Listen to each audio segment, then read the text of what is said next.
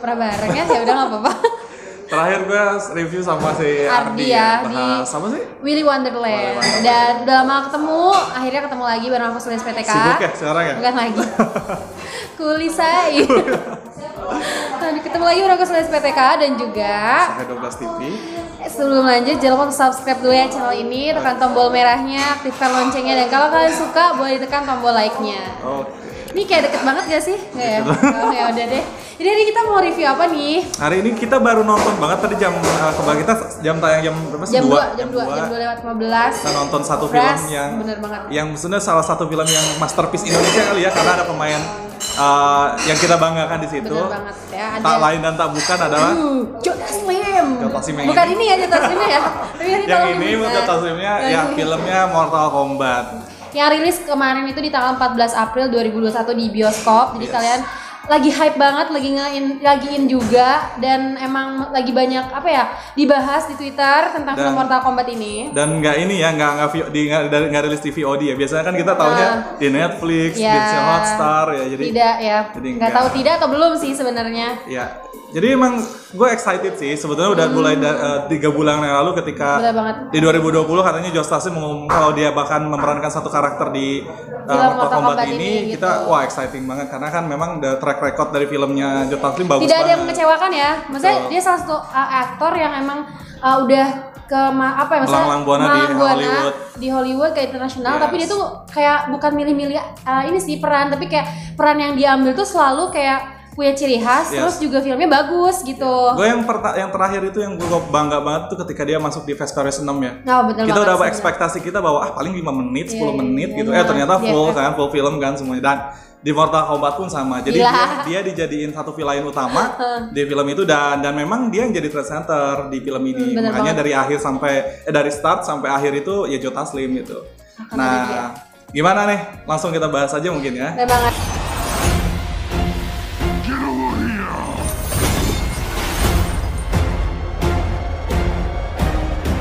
Jadi si Mortal Kombat ini disutradari oleh Simon McQuaid ya. Simon McQuaid, bener gak sih Yes, spellingnya? Simon. Tolong dibetulkan kalau salah ya. Dan diproduksi sendiri oleh Warner Bros Picture, terus juga ada New Line Cinema sama Atomic Monster Production. Jadi ada 3 perusahaan yang memproduksi film ini. Dari sinematografinya sendiri tuh apa ya? Menurutku cukup kayak bikin, jujur ya aku kan kayak bukan yang nggak suka sih, aku nggak begitu kayak film-film yang action kayak gitu. Terus ini bener-bener kayak full action, berdarah gori ya. Jadi kayak gimana gitu, tapi di film ini kayak aku ngikutin dari awal sampai akhir tuh dengan sebuah ketakjuban yang luar biasa. So disutradarai oleh Simon McQuaid tadi itu ya, memang banyak banget kejutan sih di film ini sebetulnya dari awal, karena aku kan nonton yang 1995-nya ya, Mortal Kombat yang awal. Iya, nonton dari dulu. Sangat preparation sekali Anda. Enggak, memang dari SMP udah nonton Mortal Kombat karena kan gamenya juga ngikutin. Jadi bisa diukurnya umurnya berapa? Tahun 90-an dia udah SMP. Enggak, 95 emang produksi filmnya gitu. Iya. Dan bangga ya ketika Joe Taslim memerankan Sub-Zero, karena kan memang karakter utama yang di highlight di film ini adalah Sub-Zero sama Scorpion. Iya, jadi gitu. si Joe Taslim ini berperan sebagai Sub-Zero, terus juga ada si Scorpion tadi bener ya, Hanzo Hasashi, yaitu si Hiroyuki Sanada. Emang kayak dari awal film itu kan memang ada 2 bahasa gitu ya. Yang pertama bahasa Tiongkok ya, yang kedua bahasa Jepang. Meskipun mereka ngomong Jepang sama Tiongkok, tapi nggak nyambung gitu. Oh iya, saga. Jadi ya kan si Bihannya itu Sub-Zero-nya itu kan ngomong bahasa Tiongkok, sedangkan si Hasashi-nya ngomong bahasa Jepang, tapi connect gitu. Iya, maksudnya itu benar-benar. Jadi pas ada conversation, tapi ini kan nyambung, cuman kayak bukannya ada part di mana kayak lu ngomong apa sih? Iya, kan? ada ya. Nanti pas sekitar 15 menit film berjalan baru ada ngomong bahasa Inggris kan. Betul. Nah, filmnya ini pun memang ya banyak banget ditunggu ya kan. Nah, pas pertama kali rilis kemarin gue sebenarnya nggak sabar gitu, karena berhubung gue kerja dan bioskop kan nggak full kayak awal-awal pandemi kan ya. Jadi karena dibatasi gitu, so baru bisa hari ini kita nonton. Jadi alur ceritanya sendiri merupakan bukan perjalanan sih sebetulnya. Jadi ini bukan sequel sebetulnya. Jadi diceritain dari awal kembali. Benar, dari awal. Jadi nggak ada sangkut pautnya dari yang Mortal Kombat 95, 97 itu nggak ada. Tidak ada. Tapi maksudnya buat aku kan sendiri nggak nonton si Mortal Kombat tahun 90-an itu kan. Terus kayak pas awal-awal di menit awal tuh aku kayak itu apa sih ya, gitu. Ya, aku jadi kayak aku tuh benar-benar nggak tahu tentang si video gamenya ini. Jadi aku tuh ekspektasi aku si Jota Slim ini bakal jadi si protagonisnya gitu loh. Yang orang baiknya. Iya, udah gitu kan dia kan kekuatannya itu kan dari mengeluarkan es ya. Es dingin gitu ya. Jadi pikiran gue tuh wah es dingin, Scorpionnya api. Yeah. Jadi oh ini yang protagonis ini antagonisnya ternyata. Lagi-lagi memang ini kan memang film adaptasi dari game ya, setelah Warcraft ya, Resident Evil.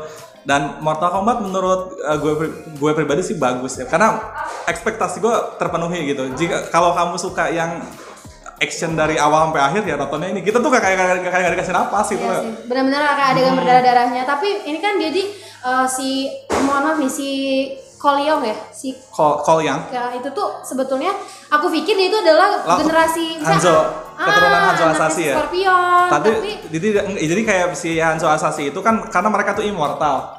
Jadi kan pas awal diceritain bahwa si Hanzo Hasashi itu punya 2 anak, yang satu meninggal sama istrinya. Dan yang pertama itu yang terakhir itu kan disembunyiin, ketahuan sama Raiden kan. Akhirnya Raiden itu dititipin di mana si anak itu. Nah, berabad-abad kemudian dia ternyata si Cole Young itu adalah keturunan langsung garis keturunan dari Hanzo ini. Makanya Raiden bilang waktu itu kan bukan Raiden, si Jota Slim yang si Sub-Zero-nya dia bilang beradab abad lalu aku telah membunuh Hasashi Hanzo. Iya, keturunannya si gitu. Hanzo. Jadi ketika terakhir pas final, jadi gue nggak mau spoiler banyak sih sebenarnya. Tapi kita sudah spoiler, tidak apa-apa ya. Nah, last fightingnya mereka bilang kalau lu tuh jaga garis keturunan gue. Iya benar. Gitu kata si Scorpion, karena setelah pertarungan antara si Hanzo Hasashi sama Bi-Han, nanti dia bakalan bilang kayak ingetkin muka gue. Ya kan?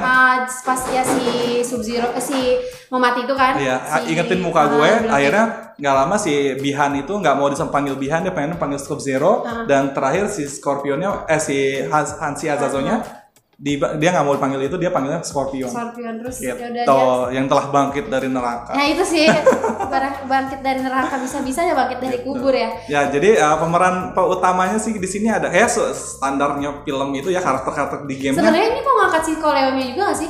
Iya si itu.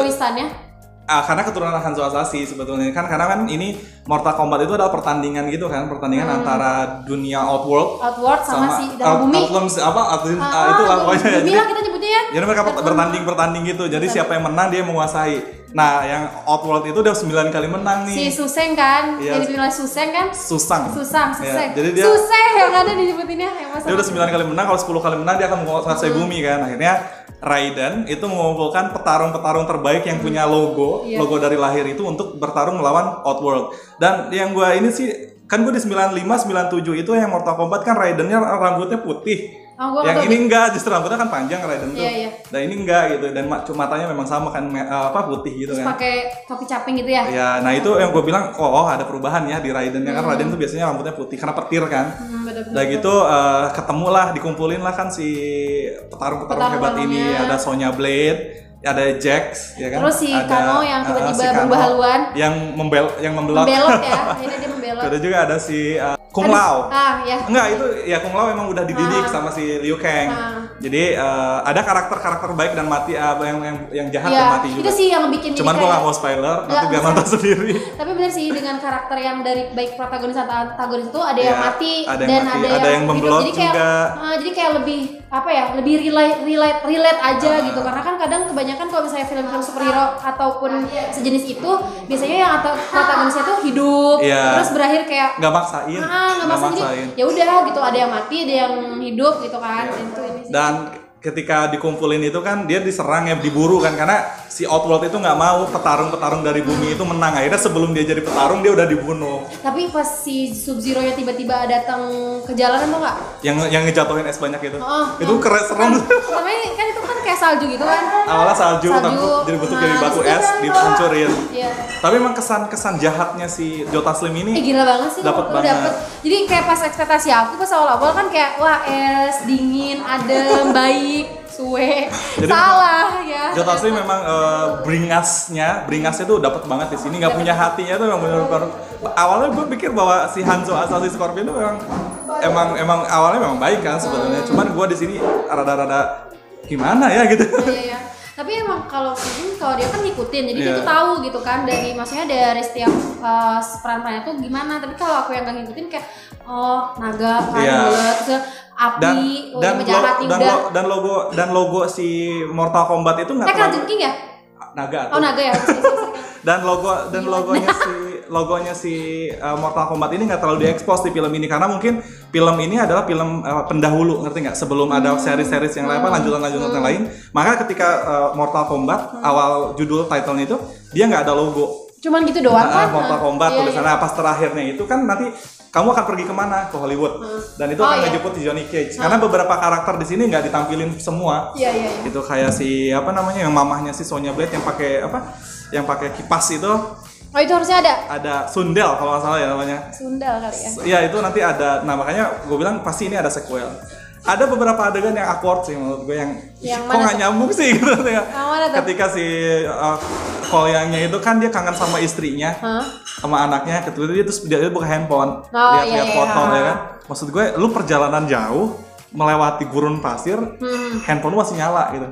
Itu kan adegan handphone cuma di situ doang yang pegang handphone yang lainnya kan enggak itu kan. Tapi by the way kan si Lord Raiden ini kan dia kayak bisa mindah-mindahin orang kan dari karena dia kan dewa gitu. Thunder Gods ya. Pas itu tuh aku kesel sih, maksudnya gini, anjir lu bisa mindah-mindahin orang ya udah lu sasarin aja sih itu sih. Tapi kan memang katanya kalau dewa itu kan nggak boleh ikut campur. Dia bilang kalau dewa nggak boleh ikut campur urusan yang Mortal Kombat ini gitu. Dia hanya bisa mantau tapi nggak boleh ikut campur bisa ngebunuh atau apa gitu. Makanya menurut gue sih kalau mau nonton yang full action yang nggak berhenti nggak dikasih napas ikutin ini. Iya sih, fast fightingnya bener-bener sih. Fightingnya bagus banget, apalagi sinematografinya juga bagus banget. Efek CGI-nya halus, nggak kasar-kasar banget. Terus juga scoringnya menurut lu gimana? Nggak ngagetin banget kan ya? Nggak ngagetin, cuman karena ya berdarah-darah itu, jadi tuh sumpah ya. Udah enak duluan. Maaf saya perempuan ya, maksudnya mungkin nggak semua perempuan juga sih, tapi kayak yang belah kepala. Tapi kayaknya untuk Indonesia sendiri memang sensornya banyak banget ya. Iya itu seperti bahas juga sih. Ada adegan yang Kung Lao-nya itu kan dia diserang sama kalau menurut gue hampir banyak adegan berdarah. Dia diserang sama satu monster yang ada sayapnya itu, dia bisa ngilang suaranya. Oh iya, ada sayap itu keren. Akhirnya dia tahu ada di belakang, dia naik sama si itu dipegang sayapnya. Topinya diputer kan, itu digiling gitu. Tapi tahu-tahu udah selesai aja gitu. Cuman sensornya yang gue hitung aja udah tiga sensor gitu ya. Seperti bahas juga tuh karena kalau kemarin aku lihat baca di Twitter katanya ada 4 adegan yang kena potong gitu. Cuman karena memang pasti kan yang dipotong tuh pas bagian berdarah-darah. Iya, yang maksudnya gori banget gitu. Nah, terus itu kan aku langsung kayak gitu. Jadi aku tuh nggak begitu ngeh, tapi pas yang benar-benar kelihatan tuh pas kepala sih. Yang mau diputer itu, tapi kan itu langsung selesai kan? Iya, cuma jadi kayak langsung dipotong. gitu. Dan dipotongnya nggak halus. Ya itu maksudnya jadi kayak cepet. Dipotongnya tuh kerasa gitu kalau dipotong. Tapi sensornya itu nggak halus gitu. Jadi kayak loncat gitu kan. Jadi berasa banget dipotongnya. Itu sih paling ya. Kemudian juga pengkarakterannya bagus ya, dapat gitu dapat sih, terus dia kayak Hanzo Asasinya gue suka banget sih. Iya, kayak manly banget anjir. Hanzo Asasi siapa sih yang jadi? Hiroyuki Sanada. Itu mendalami banget ya. Mendalami karakter. Tapi emang semuanya sih kayak dapat aja sih. Sonya Blade keren banget tuh jadi cewek tuh keren banget gitu ya kan. Karena kan petarung-petarung yang terpilih itu belum punya kekuatan bawaan kan. Akhirnya namanya Arcana. Jadi mereka akan dilatih untuk menemukan arkananya masing-masing. Kayak misalkan Liu Kang itu kan dia lebih ke api ya. Liu Kang. Tahu nggak yang dia pas ngebunuh ini jadi yang langsung jadi naga gitu kan. Wah, itu keren banget adegannya. Kemudian ya si Kano yang dia dari laser mata ya kan. Kemudian juga ada si yang Kolyang ya, yang dia jadi kayak punya armor gitu kan, armor naga. Nah, paling kalau mau lengkapnya langsung nonton aja. Pokoknya nggak akan rugi sih, 35.000 nggak rugi ya? Ya sekitar 30 ribuan karena masih murah juga sih ke bioskopnya mungkin karena peminatnya. Dan balik lagi, prokesnya juga ketat ya Tadi kita selang-seling bioskopnya juga masih bagus. Gitu. Terus fun fact-nya di film ini apa, Sul? Fun fact di film ini ya, seperti yang kita tahu bahwa Mortal Kombat sendiri tuh diadaptasi dari video game ya, yang sudah terkenal sejak tahun 90-an. Tadi kan kamu udah bilang tuh tahun 90-an aja udah ada filmnya, berarti udah before itu dong harusnya. Dan itu dimainkan di Sega ya? Sega, Nintendo, PS1, PS2 ya, udah banyak. Game paling akhirnya sih ini sih Mortal Kombat X yang gue mainin ya. Sekarang kan karakternya udah banyak banget gitu. Kita biasa main Tetris. Ini kan kita ngomongin Joe Taslim ya, Sub-Zero. Jadi di video gamenya itu bahwa Sub-Zero itu kan gelar. Dia tuh ada adeknya, gue lupa nama adeknya siapa, Kung Liang siapalah gitu, Kung Liang itu adeknya. Jadi ketika si Bihan itu kan Joe Taslim meninggal, diganti sama dia sebagai Sub-Zero juga. Nah, kalau si Bihan ini yang Sub-Zero tuh kan nggak punya hati ya. Gue kira pas awal-awalnya dia nggak akan ngebunuh anak itu, ternyata kan dibunuh juga. Iya, Emang dibikin sadis gitu, dibikin sangat. Tapi memang di video gamenya dia udah pergi apa masih ada atau gimana? Dia mati. Nanti si Bihannya mati, teman dibangkitin lagi sama penyihir gitu. Nanti kayaknya dia ada di Mortal Kombat 2 deh kayaknya. Di ini ya, di serial berikutnya ya. Ya, cuman itu sih scoringnya menurut gue suka banget. Jadi kayak bener-bener adegan aksi itu bagus banget di scoringnya. Dan yang adegan yang paling gue suka adalah pertandingan terakhir antara Sub-Zero sama Scorpion. Itu kan bener. Pasti kalau kalian pernah denger theme songnya itu kan Mortal Kombat tuh pasti udah tahu lah ya. Nah kayak gini. Kayak gini.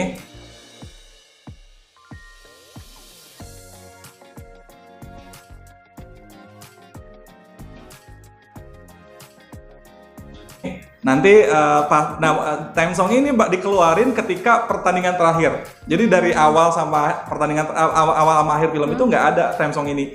Karena kan film Mortal Kombat masa sih theme songnya kayak Mission Impossible sama lagunya itu, karena dia melekat gitu kan ya. Nah di film ini pun di akhir baru ditunjukin. Dan pas terakhir kan kita udah semuanya nonton. Kan nggak pada turun ya, dikira ada post kredit gitu, ternyata nggak ada, sampai akhir nggak ada post kreditnya. Kira bakal ada juga tuh, lama juga soalnya. Iya. Dan di IMDb sendiri dia dapat peringkat 7 ya untuk Mortal Kombat sendiri, dan positif sih komen-komennya juga gitu. Dan pasti ini nambah jejak karir Joe Taslim ya yang udah malah melintang di dunia. Mudah-mudahan. Tapi menurut gue bukannya gue mau compare ya antara Joe Taslim sama Iko Uwais gitu ya. Sudah pasti gue juga akan membicarakan itu karena juga banyak ngebahas. Tapi karena gue lebih Joe Taslim itu film-filmnya lebih blockbuster gitu satu, kemudian lebih dapat aja karakternya. Di film-filmnya juga terkenal kayak Fast Furious, sekarang Mortal Kombat, kemudian ada yang di Star Trek ya. Kemudian juga banyak lah ya, meskipun sama-sama dari The Raid kan, dua-duanya itu. Cuman menurut gue dia mungkin lebih picky kali ya ngambil peran ya? Mungkin ya, tapi kalau ngomongin picky juga di film Star Wars kan dia nggak diliatin muka. Iya sih. Gitu, cuman nggak ngerti ya, Iko Uwais tuh belum ada yang bikin gue greget selain The Raid ya kalau gue gitu ya. Selain The Raid itu paling. Tidak termasuk membandingkan. Tidak membandingkan, cuman balik lagi ini kan opini ya, lebih opini ke pribadi. Cuman menurut gue, mungkin ada fansnya Iko yang menurutnya di film dia ada yang bagus, mungkin yang terakhir itu ya, yang lo aja yang nggak tahu gitu ya. Gue aja yang nggak tahu gitu. Ya komen di bawah ini dong, kalau memang kita ada yang tertinggal ya. Ya kalau gue sendiri memang lebih suka Joe Taslim, cuma filmnya dia nggak nonton, cuma hit and run sih gue. Nonton itu. Gue nggak nonton yang film hit and run itu. Good job ya buat siapa? Joe Taslim. Thank you juga udah ngelihat story kita tadi. Di C12 TV. Di scene loh. Di scene sama Joe Taslim, cuman gak di share aja. Karena tadi aku nonton sayang banget. Iya. Gitu penilaian akhir dari gue sebagai pecinta Mortal Kombat, dan gue sih suka kedepannya juga mudah-mudahan lebih baik lagi visual effect-nya yang halus sih, tadi halus, cuma naganya gak kelihatan CGI sih menurut gue. Pas naganya itu yang kamu suka sih keren CGI, tapi emang keren gitu emang ya. Kayak langsung cuman ada ya beberapa ada yang CGI banget lah gitu. Terus juga pengambilan gambar di awal yang scene-nya si Hanzo Hasashi itu pegunungan yang asli banget ya, seger mata. Jepang asli banget gitu kan. Kemudian juga pendalaman karakter Joe Taslimnya oke banget. Gue suka Sonya Blade, suka, kemudian juga sama Hanzo Hasashi sama Joe Taslim lah ya pasti ya gitu. Selebihnya mah standar-standar aja lah. Dan juga yang gue sih bingung si Cole Young itu juga nggak terlalu keangkat karena mungkin banyak karakter ya. Bisa jadi karena itu juga. Padahal kayak ekspektasi aku bakal kayak wah si Cole Young kayak gimana. Dia cuman kayak kelihatan pas pembagian itu, patah gak pas pembagian tugas Arkana. Oh iya nanti lu ngelawan ini ya. Itu baru jadi, kayak dia punya kayak terkesan memaksakan gak sih? Iya, itu kayak jadi kayak lu yang tadinya pendiam tiba-tiba jadi ngelip, jadi aneh itu. Karena kan yang gue lihat itu yang di Mortal Kombat 97 itu kan jadi memang pertandingan jadi kayak di arena. Nanti misalkan si Bihan lawan Scorpio itu di arena, tapi ini kan nggak di random gitu. Gitu. Mungkin kedepannya mungkin bakal emang ada pertandingan karena beberapa karakter juga belum muncul. Gitu Suli. Ya begitu aja pembahasan Mortal Kombat kali ini. Menurut kamu dari 1 sampai 10 berapa nih untuk film ini? Gue sih 9 lah ya. Gila, terbaik 9 loh. Buat gue 8. Karena kenapa gue ambil 9? Pertama ya tadi 9 itu sinematografinya bagus, gue suka pengambilan gambarnya juga. Karena kan ini ada 3 kultur ya antara Chinese, Japanese sama Amerika ya.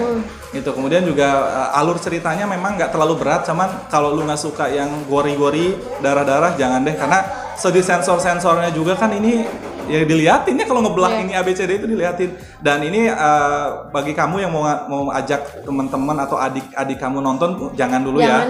Karena emang rating dari Indonesia sendiri itu kan emang dewasa 17 tahun ya.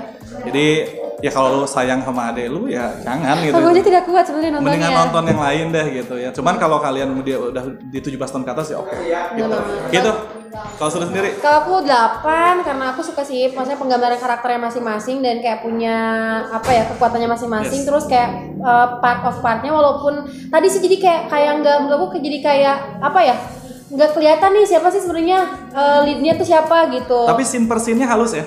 Ya cukup lumayan. Nggak ngejomplang gitu. Jadi kita cukup mengerti gitu. Nah benar-benar kayak aku kan dari yang nggak tahu nih tiba-tiba pas pertengahan kayak ini. Nggak kayak nonton Tenet ya? Tenet pusing. Pusing ya say. Gitu paling. 8 ya buat Suli ya? Ya betul 8 buat yang 9. Tapi buat kalian mungkin yang udah nonton atau belum nonton langsung aja datang ke bioskop. Drop your comment di bawah ini mungkin punya pandangan lain. Nah namanya juga selera ya nggak bisa disamakan. Tim Hanzo Asashi? Oh tim Hanzo.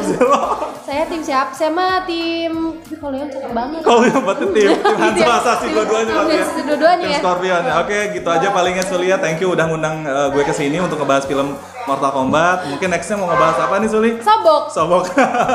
Oke, itu aja paling Suli. Sampai bertemu di video berikutnya. Thank you for watching. Bye. Assalamualaikum.